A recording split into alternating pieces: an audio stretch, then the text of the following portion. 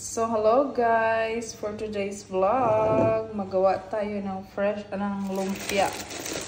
Vegetables and with pork. Ito yung ating sibuyas. Ito yung ating carrots. Kinaskas ko lang siya. Hindi ko na siya hiniwa-hiwa kasi mas madali. Tapos cabbage. Ito yung ating vegetables. Tapos ito bonin. Munggo. Tapos, ihiwalay ko lang siya. Tapos, dagdagan ko siya ng, ano tawag nito? Giniling. Yung isa, vegetables. Yung isa naman giniling. So, this is it.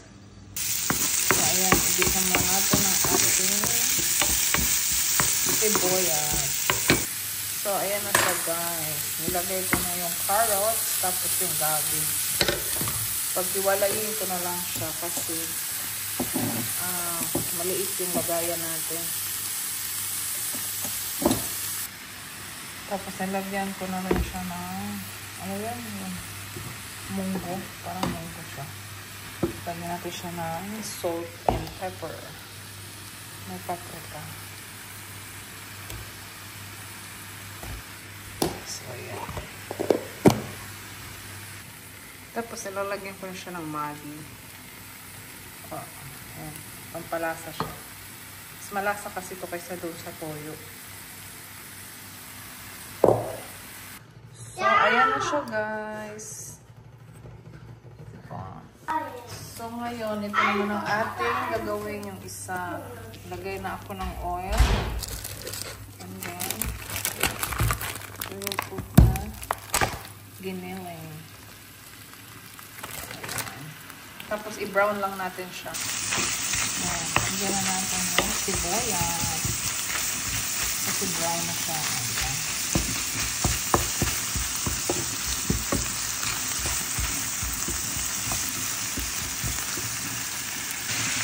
Tapos, nalagay ko na yung toge at saka yung carrots. Mix lang.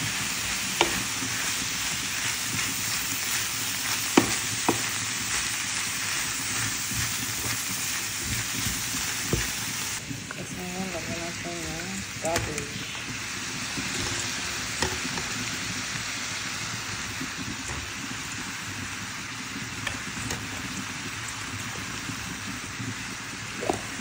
Tapos, gawin natin ng asin.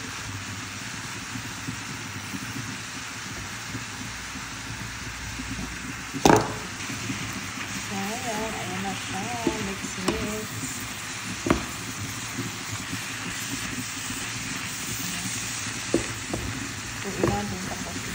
Tapos lang natin siya dito para isisip natin siya para matanggal yung kanyang sabaw. Hindi madaling magbutas yung wrapper. So, kailangan natin siyang kalain. Wala naman ako nilagay ng sabaw pero nagsasabaw kasi siya. So, ayan na. So, ngayon guys, we will use this spring roll pastry. Ano ba to? Ito yung pambalot niya. So, hindi na natin siyang hatiin. Ganito lang siya. 50 pieces siya. So, ayan ang ating lumpia. Tapos, nag-ano lang ako dito ng harina. May tubig para yung pandidikit ko. Tapos, ilagay natin dito siya.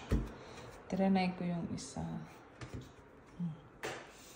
Diba? Umpisahan na natin siya, guys. So, ayan na siya, guys. Ayan na po. So, ayan na po siya.